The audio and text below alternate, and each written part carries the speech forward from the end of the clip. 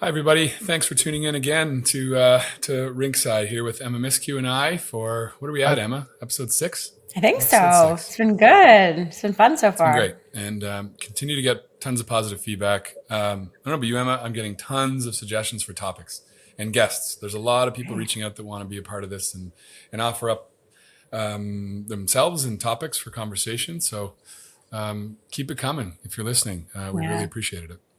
Yeah, we love it. And we want to talk about all the things sports. So keep all the suggestions coming. This week we're really excited. This is actually one that I've been thinking about for some time, and we're really fortunate to have Corey Murphy join us. Corey and I have some connections that maybe he's forgot about. We'll see if he remembers. Corey's a local of the Ottawa area, played some junior hockey in the Ottawa area, college player, went on to play professionally overseas, including in North America in the NHL, and so really excited to hear some things from him, but maybe not in the ways you expect. So we look forward to welcoming Corey in. So without further ado, Corey, welcome to Rinkside. Thanks for having me. Appreciate it. So Corey, with that little teaser, do you remember playing against me? So Corey played for Colgate down in the NCAA, and I played for Yale, the Yale Bulldogs, and we had 1 year overlap, and I had to go back and find out who won. Do you remember who won? I don't remember who won, but I did the research too. So I saw that there was some overlap, but I don't know. I probably scored a couple, and we probably won 6-1 or something like that. No way. It was actually 6-2 you won. So that year you guys finished 11th. Not many teams finished behind us, but it was you. Was that 2001? That was probably my senior year. It was. Yeah. So we had nine seniors that year, and we didn't make the playoffs. So a little bit of a disappointing end to my college career, but at least we won that game, I guess. For those of you who don't know college hockey, at least in the ECAC where Corey and I played, you played everybody twice, and Corey's team finished in 11th out of 12th at Colgate, but yet they got 2 wins out of the Yale Bulldogs that year. So what way to go, Corey. So Corey, maybe you can give people, our listeners, certainly people in Ottawa will know you well. You've this long career playing overseas, including time with Florida, Tampa, New Jersey. We actually both had stops in Lowell. Interesting fact. So your career took you all over the world. So maybe you can talk about that path. How'd you get there? How'd you end up going from Colgate over to, was it Finland? Yeah, Finland. So it's actually starts with that year that we're talking about, that senior year. I had an agent at the time reach out to me, Bill Zito, who is now the GM of the Florida Panthers, reached out to me, and he was an agent at the time, and he had offices in Finland, and he had seen me play, and he just said, listen, I really think that you have a chance to play in the NHL, but it's going to require going to Europe. He was kind of ahead of the game on sending some players over there. Brian Rafalski, Ray Giroux are kind of 2 names that went to Europe and then came back. So he reached out. That was his plan for me, and he sent me to Finland my first year right out of college. And so it was supposed to be a 2 or 3 year plan, and I was there for quite a bit longer than that. But I think the goal was just to go, and the big ice really helped me just with skating. And then the rules changed and allowed someone like me at 5'8.5" playing D to get a chance in the NHL. So I was there 6 years, I think, before I got a chance in Florida to come back and sign in the NHL and achieve that dream that we all dream as kids growing up. So it was a bit of a winding path, and then I was 3 years in North America and then back over to Europe to finish. But that's kind of how it happened. It was the plan was always to try to come back, but I think it worked out. Yeah, I mean, the opportunities in Europe are really fascinating. I think what some hockey fans understand is you get to go over there, you play a lot less games, right? So much more development focus to the pro game in Europe. And so you had a few stops, right? You were in Finland and then the Swiss League, maybe even the KHL, I think, and then you wrapped up in Sweden, right? Yeah. So I was 4 years in Finland right away, 2 different teams. Then I went 1 year to Switzerland and then back to Finland. And that was the year, my last year in Finland in Helsinki was the year that kind of everything really fell into place for me. And it was one of those years that kind of everything went well. And I got noticed by a few teams and ended up signing in Florida. So, but like you said, it's a different game over there. Less games, more development, more time in the gym, and I think that was kind of the plan. Was let's go over there and see how far we can take this development, skating, off ice stuff.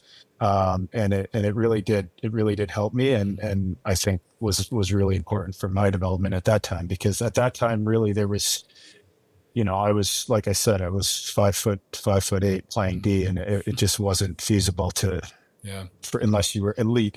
So the rules changed a little bit and allowed me to have a chance.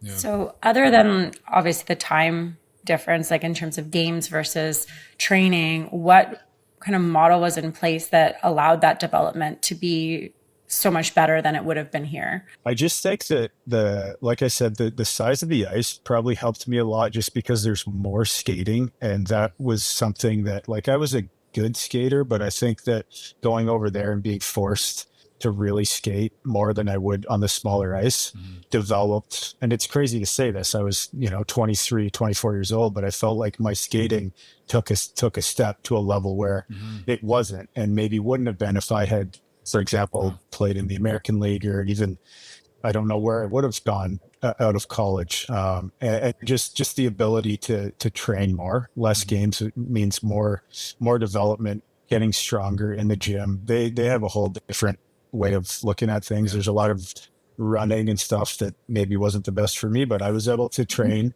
and I would say the skating kind of took it step in the right direction. And that's something that I think is getting a little more airtime now. You're talking the development model of prioritizing practice, training, development over gameplay, and that's a hallmark of the NCAA experience, right? And I think more so in the last 10 years, probably, the NHL is pushing these players through that are coming out as, quote unquote, men, a little farther ahead, training wise, strength wise, than some of these CHL players. And that is because you play two games. You're playing a Friday, Saturday game. You're training. I remember, Corey, the same as you. Maybe we lifted a little more than you because we did a little better than you that year. But you're in the gym. I know. You're in the gym 2-3 times a week. You're Olympic lifting. Yeah. The thought of OHL players, for instance, having the time to do Olympic lifting back then, at least, probably wasn't on the table. And so it's interesting because you don't see a lot of players the path to the NHL going through Europe without time in the American Hockey League. I think it's just North America is so rigid about that requirement, perhaps, to get in and prove yourself on the American ice surface. So it's you're a great story that way, that you found a home and comfort. And for all the kids out there, the idea that you can hone your game and develop your game beyond 12 years old is an interesting idea. I think it's a good way to segue, because one of the reasons why, Corey, you and I have been talking about this is I think you have 2 boys. Is it 2 boys? Two boys, 2 young boys, both of whom were, I think, born over in Sweden, and so they got their exposure to minor hockey in the Swedish league, in the Swedish minor hockey model, which is very different than how we develop kids. And I understand you've sort of become a bit of a pro expert in this model, and have perhaps been called upon by people in North America to offer your views on that model, and how maybe Hockey Canada could look at adopting some of these things. So can you tell us why it was so different, and how it's different, and how they develop players so differently in Sweden, perhaps in particular, versus North America? Sure. So like you said, I have 2 boys. My oldest is an 06. So he actually he played 2 years in Switzerland. Then we moved to Minsk when I was in the KHL. So we had a year in the Russian. Oh my gosh. And then after that it was Sweden. So he had maybe 6 years in Sweden. And then he also had 2 years U16, and then his first U18 year in Finland. Oh, wow. My younger son, who you've seen, 2014, he had 1 year, first year Sweden.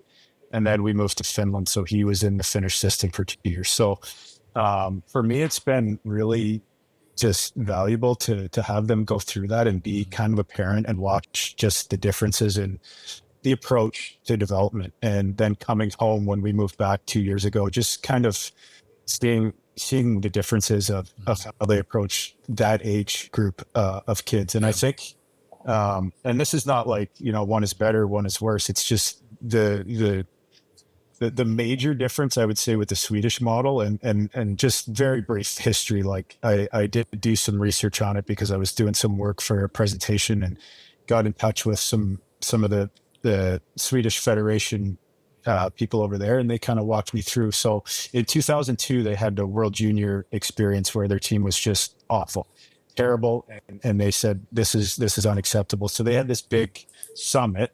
They had like 100 of the top hockey minds in Sweden, referees, GMs, old players, young players, and they just they got in a room and they just said, we need to fix this. And then basically they came up with like these 10 points on how we're going to change our development model and what we need to do. And one of the things is they just said, like, we need to recruit more kids and we need to keep them in the game longer. We can't have kids quitting at 8, 9, 10 because it's not fun, because they don't like coming to the rink. So that is just like a major part of their development model. It's like, how do we get more kids and how do we make sure it's fun for them? That's the number one thing. And I feel like if I had to say, like, just what is the biggest difference that I've noticed, I would say here in Canada, we put a heavier emphasis on winning the game at a much earlier age than in Sweden and Finland. And with that emphasis on winning, then our actions are a lot different, whether it's coaches, parents. So the emphasis on winning here, I think, was something that I was a little bit surprised when I came back. Yeah, it seems to prioritize the result as opposed to the experience, I suppose. Yeah, we've talked about this on previous episodes too, the pressure that young kids feel when there's emphasis on winning or making a certain team, making the top team, because the parents are putting that expectation or goal on their kid, when instead of it being a fun process, it's like the pressure's on. And then the competitive nature of kids is like, well, that kid's competing against that kid for a spot on this team.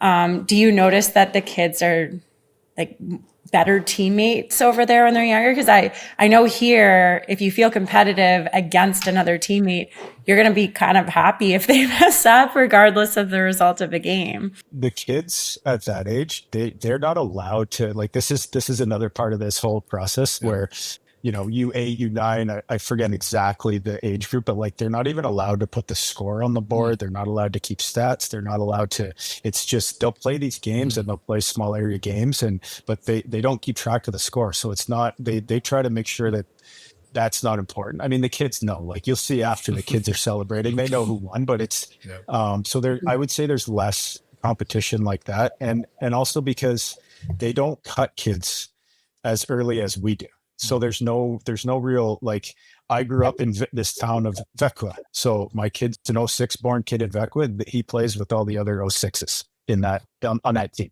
And that's how, like, there's no sorting at that age group. When maybe in a bigger city, they might move kids based on where you live, but there's no, like, my kids, like, witnessed for the first time coming to Canada, like, what a tryout was. They've never had it because they don't. And that comes back to, like, the Swedish idea of, if we cut a kid at 10 years old, that kid might actually, you know, 3, 4, 5 years from now, he might be the best kid in this group. But if we cut him and he quits and goes to play soccer, then we'll never know. And they're a small country, small population relative to Canada. They said that we absolutely can't do this. So we have to keep these kids as long as possible. So I would say, to answer your question, there is less of that internal competition because it's about fun, and they don't cut them at an early age. Yeah. And that also is important too, because, like we've talked in the past too, someone's attitude out there can make all the difference in whether they can be coached and turn into a great player, or not coachable. And then maybe they're really talented, but then end up not succeeding because they can't be coached. So it's really interesting, like, keeping as many kids involved as you can actually be, like, very beneficial. And I know, like, do you think that would even be possible here with the size of the country and the amount of kids that want to play? Like, do we have to build all sorts of new infrastructure? Yeah, it's completely different. Like, it's not apples and apples, and I understand that, but I just really thought that the idea of, like, for example, my son, when he started playing in Sweden, you sign up and then they say, okay, go to the sports store, you'll get a full bag of equipment. Every kid that plays hockey. Like, so just to keep and I know that it's not the same here in Canada, but like these are just ideas that they had to get as many kids as we can. And they recruited, and that was one of the things. Like, you want to play hockey for the first year? No problem. You're going to get like bags, skates, stick, everything, Wow. fully outfitted. So I thought that was kind of a unique idea, and it just comes from their need to keep kids and get as many kids as possible. One of the things you've experienced playing in Sweden, Finland. I always noticed when I played with Europeans here, they're always tremendous athletes. Most of them are tennis players, right? There was they must pick up a racket in Sweden when they pick up a hockey stick. And you're not seeing the same thing here anymore. You're not seeing these multi-sport athletes the same way that many European players who end up in North America, they have this background, this passion for athletics and different sports.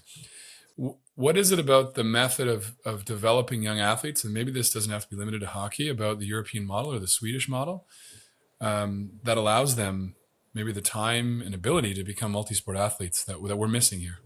Well, I think the biggest thing too, another eye opener for me, was the spring hockey here and how that works. And you hit the nail on the head right there. The kids in Sweden, when the season's over, they go put the soccer cleats on, or they pick up a tennis racket and they go and they do something else. And like I said, my kid, went and played soccer with a lot of the same kids, but they take more time to do other sports. And I think that here, maybe that's not frowned upon, but it's less of a thing, because hockey here it's 12 months a year if you want it to be. And I think a lot of kids are doing 12 months a year hockey, whereas like Sweden, Finland, they still play other sports in the summertime. Yeah, I think there's Emma and I have talked about it in previous episodes, Corey.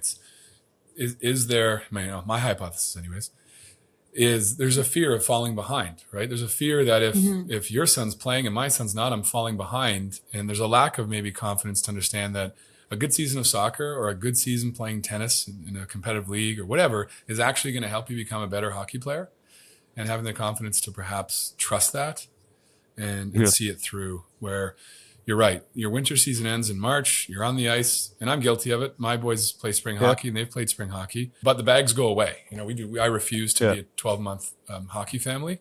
So I think that's just something I've always admired by European players that I've come into contact with, is their commitment to, they're just phenomenal athletes. Like, so many Swedish guys I've gotten to know are incredible tennis players. We have our own in Ottawa. Some people might know him, Daniel Alfredson.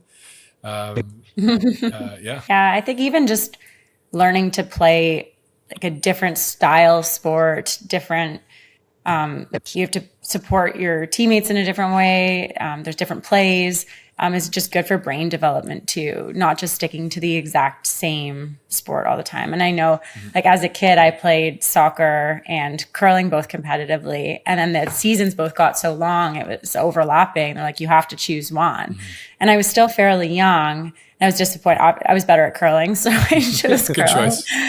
Good choice. Yeah, but then I did miss playing soccer. It was fun, but then at that point, it's really hard to then join just a team still that will play in the months that works for me. Like, all these seasons are getting so long, instead of making it work for, especially for kids. Like, you should be able to play multiple sports until you figure out what you like the most. Like, there's some kids who are probably in hockey. Maybe they don't know, but they would love soccer more. Like, they don't know yet, because you're kind of forced into choosing one at such a young age.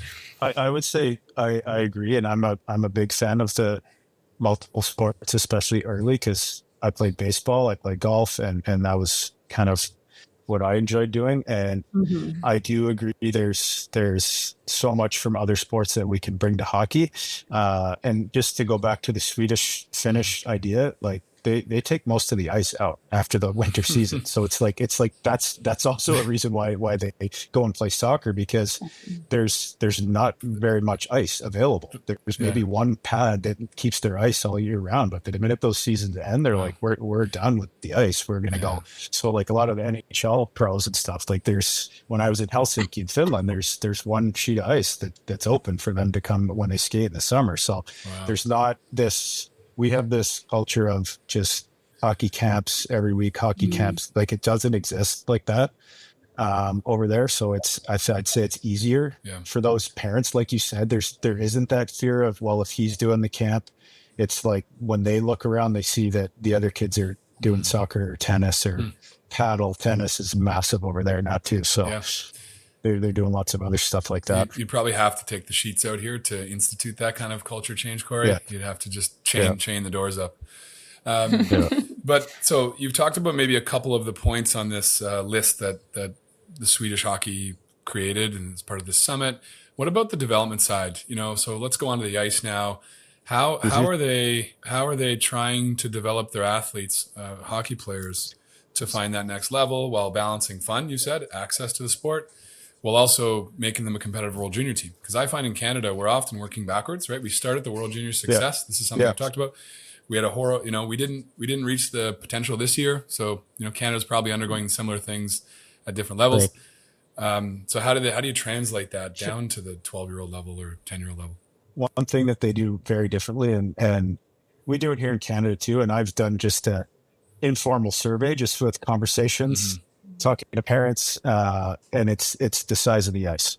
And I would say overwhelmingly Canadian parents hate the small ice at a young age, like the half ice play. And I'm not sure exactly what age they do it at, but in Sweden, they've done research where, again, this comes back to how do we keep kids in the game? And they studied for a year every puck touch that a kid got on full ice versus on a smaller ice on a certain dimension, and every decision he had to make, like just in those small areas. So what they do is, it's not just like you play on this size ice until you're this age. Every year it gets a little different. So when you're really young, it's a smaller surface. The nets are actually different sizes too. So the nets are smaller. The pucks are weighted different. Right. So the first kids that start, they have these pucks that are lighter. So they can actually go and raise the puck and feel like, hey, I'm scoring top shelf and I'm having fun. This is great. And they're on a small area where they're getting 20 touches a shift. They're making all these decisions. They're just like smiling and having fun. And then the next year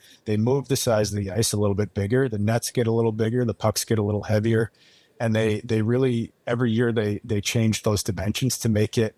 And it's like a scientific study they've done where like, we want to just maximize their touches, their, cause like when you have these 6-7-year-olds on the full ice, like obviously it's a couple of kids that are excellent skaters, they're going to have the puck the most of the time. And then the other kids, not so much fun. So I would say, like, for an example, that's one thing that they've really studied, and they really do that.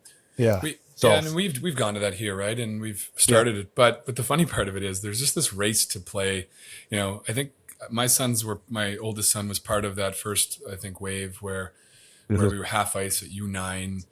These are 8-year-olds. And the consensus was, well, in January, we should switch to full ice. Like, they've done now 3 months of half ice, so we should progress really quickly. And then the next year, of course, we all change our model, and now they're only playing 3 or 4 months half ice. And now in January, you're able to switch. And you're saying the progression doesn't go from, these little small area games directly to big ice. It's gradual. That's a really interesting concept.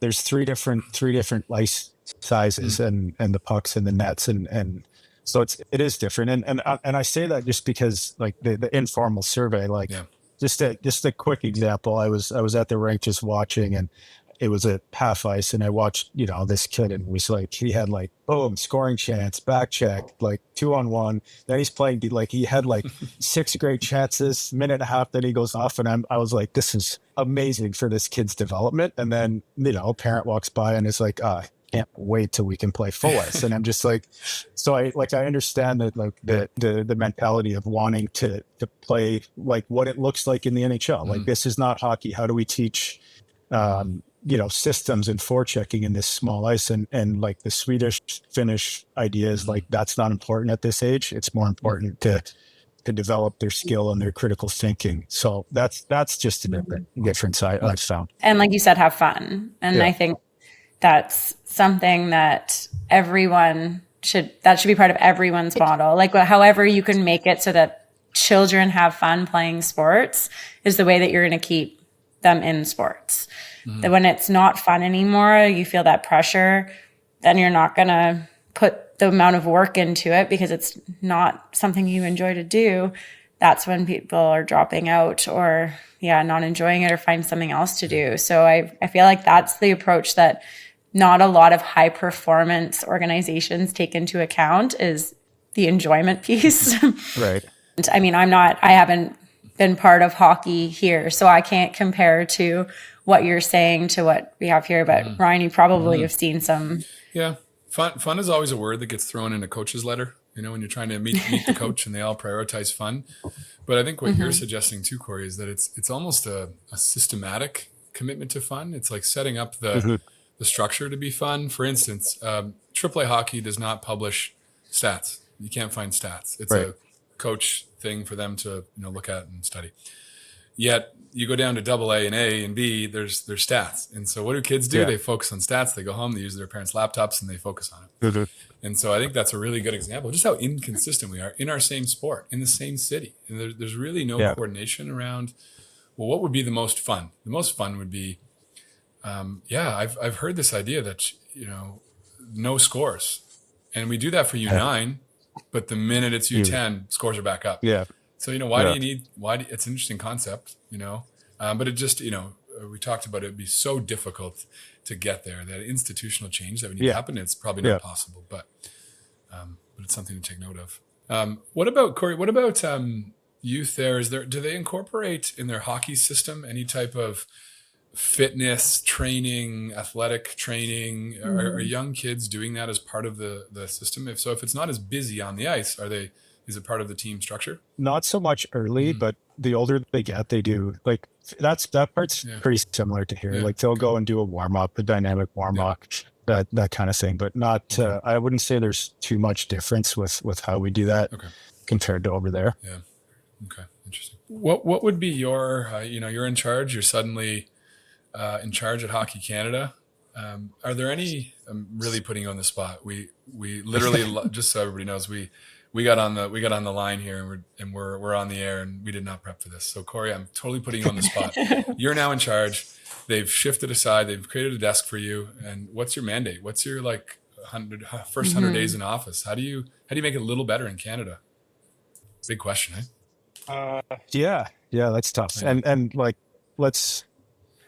we're still a pretty good hockey country. I have to say that. Sure. We're I looked at the rankings. Like we're still this is a source of pride for all of Canadians. So this is not we need to fix this. I don't think. But well done. I would say if I had one thing, I would probably focus on more of education of the parents about understanding why we're doing something we're doing. Like it's just for the example of the small area stuff, just maybe presenting more data information. Like this is actually going to help all of these kids develop into better hockey players, and maybe less emphasis from the whole group and on the winning at an early age, and just understanding the development process and why it's so important to get these kids having fun and really focusing a little more on development over the result of the game. And Hockey Canada, I know that's their model is like development, and it's just when you get, I think, into the game setting and everyone's competitive. I'm competitive too. I want to win every time, literally. I understand that, but I think that I would be more willing to sacrifice losing some games if I knew that all those kids were developing and growing their overall game. So I don't know if that answered your question, but that's kind of something I think could be really helpful. No, I agree. Because when you look at the development pathways and the things that Hockey Canada are sending down to the organizations are pretty robust, and you can tell there's a lot of thought and research put into it. But I agree, that's a missing piece. This is something Em and I have talked about, and I don't even think it's necessarily just educating parents on the scientific justification for half ice at 9. It's bigger than that. It's about educating parents on the psychology of supporting your child. And that's a missing piece. Parents, there's a team meeting at the beginning and you talk about budget. You don't talk about how negatively speaking about teammates and coaches and car rides home, how that has a real impact on fun, right? And how much they enjoy the rink. So I agree. Right, yeah. Critiquing practice, critiquing games, that makes it not fun if it's not asked for. And then there's a certain age where it's not even going to be helpful at all to be critiquing on the way home. So all that, I agree completely. Like the way that kids act and while playing sports is usually a direct indication of their parents and how the pressures they feel from their parents, whether it's intentional or not, to make certain teams. Like we've talked about these tryouts and how much pressure these kids feel to make a team where their parents will be disappointed, and then parents not agreeing with one another and conflict there. Like kids see all of that, and they're very aware. So just making it more enjoyable for the kids by the parents just acting calm. Like that's one thing. Like everyone talks about the hockey parents, and obviously they're not all like that, but it's an area where the parents feel very intensely for their kids and they just want the best for them. But coaching them, I could see that would be very beneficial. Coaching them first to help coach their kids. Yeah, I agree. And just very quickly on that point, I think that sometimes, and this is kind of related, I think that mentality of winning over development, but sometimes I think we're actually taking away creativity from our players, where we're more focused on maybe making the play that's gonna, for sure we're not gonna make a mistake, like that kind of thing. I don't know how you Ryan on the bench, but like I feel like I see a lot of parents and coaches on other teams that are doing a lot of, like, I call it like joystick coaching, where they're, saying, pass middle, D to D, glass, shoot, like where I think that's very frowned upon in the European model. It's more about let's let them experience this from their point of view and let them make the play and then maybe coach after, like, what did you see? And I think it all stems from kind of the same thing of, we really need to win this game, so like let's make this play. I don't know if that's something you kind of experience with your coaching role, but that's kind of one thing that I think for me could also help if we're a little bit more okay with mistakes, if it's going to help players be more creative and better down the road. Yeah, I experienced that with, and it took me a bit of time to get there, Corey. It was, you'd have a player that would miss a really obvious pass, right? They're on a 2-on-1 or even when my son played soccer a little more, there's this really open player. And I transitioned from, like, why didn't you make the pass? Like it was so obvious to, did you see that pass? What did you see? Yeah. Did you see that? And oftentimes they'll say, yeah. And then you can say, okay, you could end it there. Or you could say, well, then why did you choose not to pass? And they may say, if they're really, focused, they might say, well, I saw the defender's stick in the wrong lane, or the defender looked like he was going to lunge, or she was going to lunge and intercept the pass. Like, so fair enough. You've assessed it. You processed it. The fact that you screwed up is really, it's about the effort and not the execution. But I think, it's an easy thing to say, and coaches have to be reminded, I think, to be okay with mistakes as long as the thought process was there. So. I completely agree. And I was coaching for a while at the pro level after I played. And that was kind of one thing that I really learned, because my view from the bench is different than the view from on the ice. And exactly, I agree 100%. If there's a logic behind the decision, then you say, okay, well, and then, but I think that's when coaching can happen, where you can say, okay, like maybe in the next time you're in that situation, maybe check the weak side first, something like that, where I think it's, and there's a lot of coaches that are doing that. So like, I think this is an important thing to stay. Yeah. Or combat mistakes with humor. As the kids get older, you can really have fun with it. You who've, a defenseman, Corey, thrown a lot of pizzas up the middle, right? And I had especially against Yale. I scored 2 on my own net in the same game once. Wow. And it's hard to do. And my goalie, Mike McKenna, great guy, good friend, just tapped me and said, "Not your night tonight." Hey, Chris. I said, "Nope." So I have a thing where if a defenseman makes a horrible pass up the middle or something, we'll just yell pizza delivery, and it creates laughter, and it's so you can combat those things with comedy and humor, and then as long as they're being given the option or the opportunity to learn from that, as opposed to just hearing about it, because they're probably going to hear about it in the car, and they shouldn't hear about it from you as a coach. So that's not to say anyone listening who's got a son or daughter that played for me is going, no, you were mad at my son. We're not all perfect, but that's it. That's like, no one's perfect, and otherwise we wouldn't even have sports.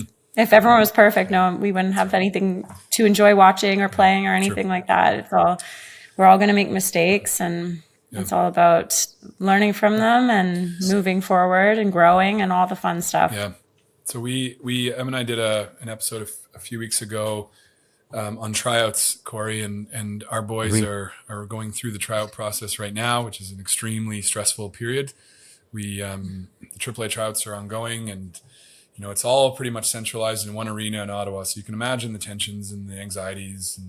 And how's your son coping? I know you'd said that older boy was never really experienced tryouts. How's the experience going?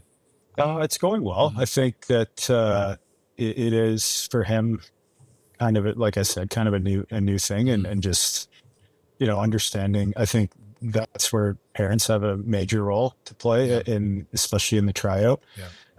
So my message and my wife and I's message is just for him to go and play and have fun and work hard. That's it. And whatever happens. And like you said, he's seeing the same teams every night at the rink, and everyone's talking about, this player and that player. And the process is, it's stressful, but I think we're just trying to keep him to where he's just going and working hard and having fun, and the rest will take care of itself. So that's great. It's definitely a great message for everyone, all parents to listen to, because really, like, life goes on regardless of what happens, and there's always next year, and there's always years after that. So it's never just based off this one experience. And I think our coach in our first meeting brought up a really good point about tryouts, that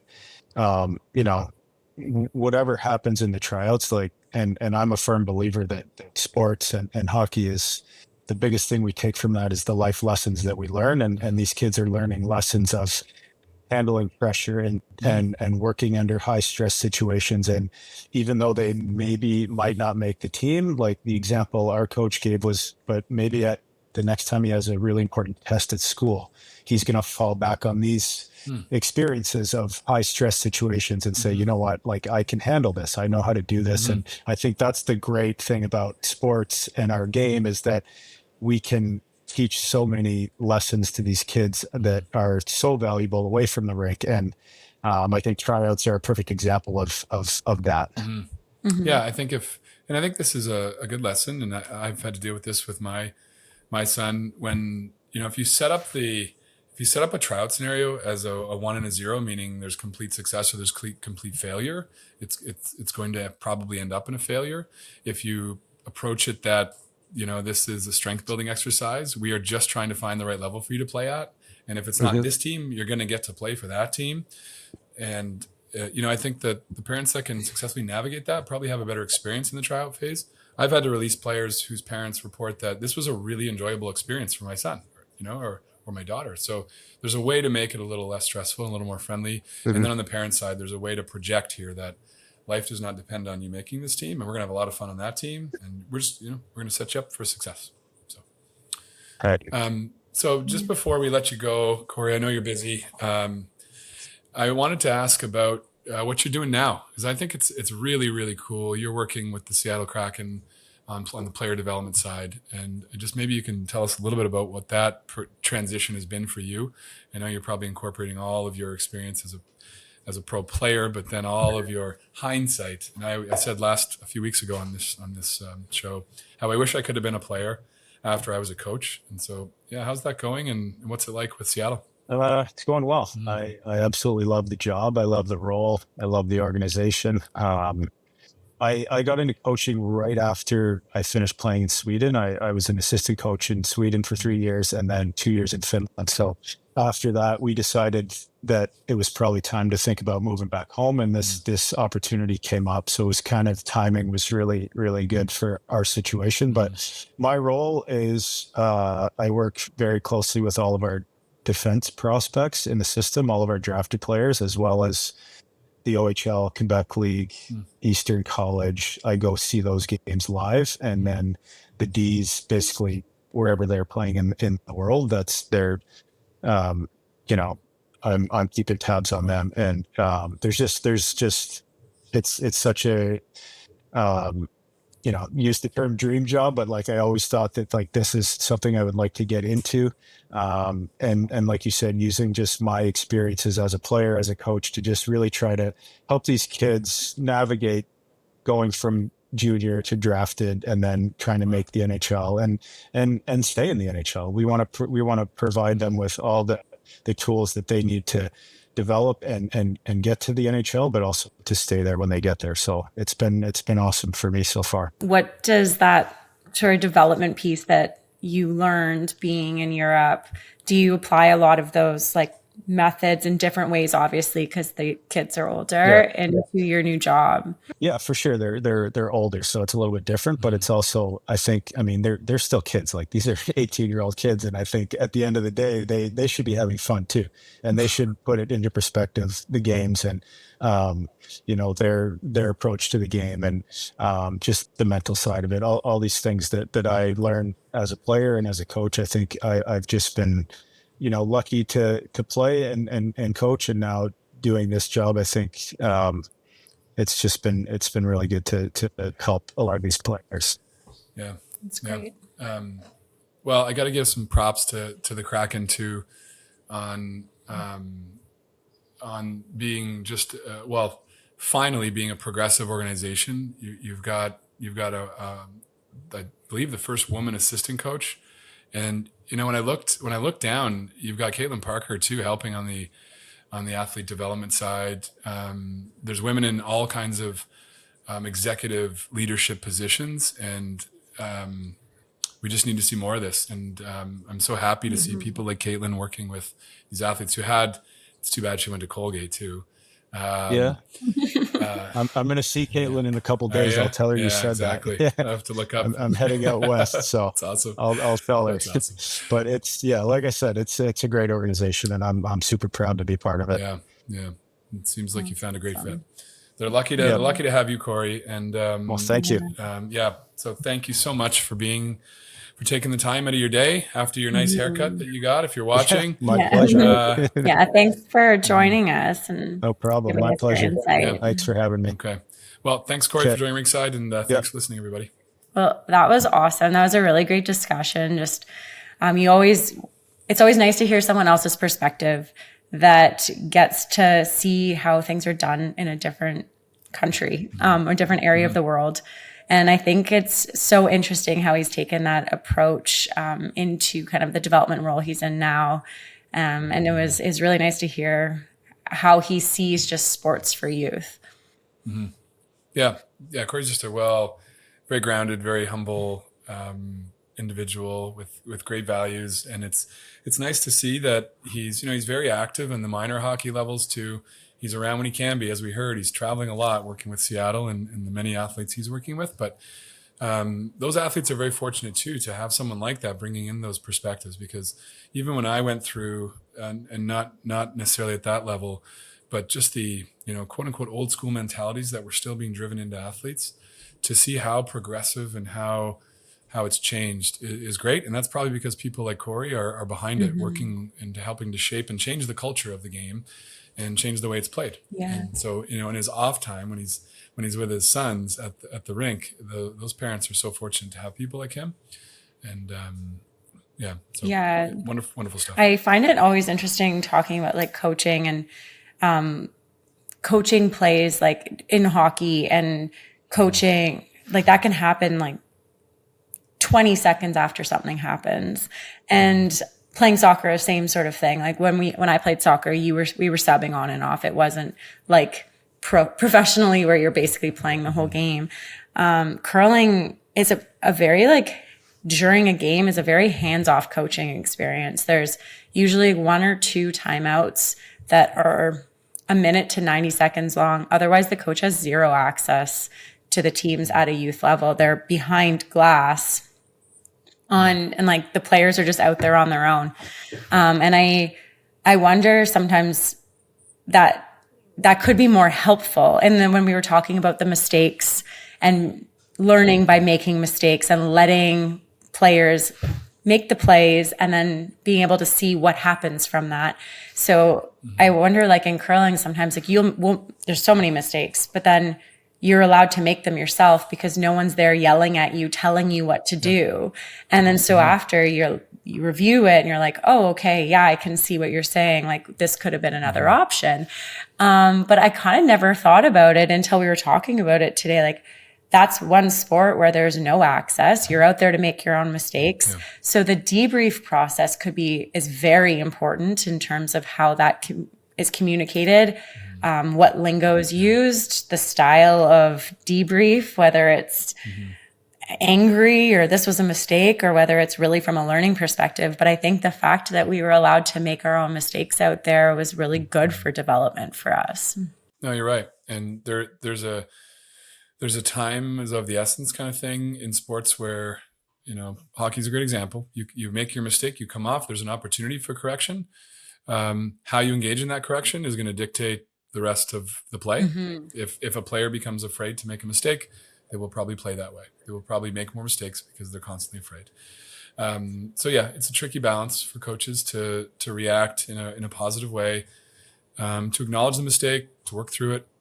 That's something that's certainly apparent in most youth sports, and it's on coaches. It's to find the right balance and know how to motivate kids, especially as they get older. Some players will admit that they like a more stern approach, an aggressive approach, and they respond well to that, where others need more of a balanced, gentler approach. And that's up to coaches to navigate. Yeah. So. From my experience with playing with other girls, typically the stern approach was not the best one, but well, everyone has a different style. Yeah. Everyone has a different style, but you're probably right.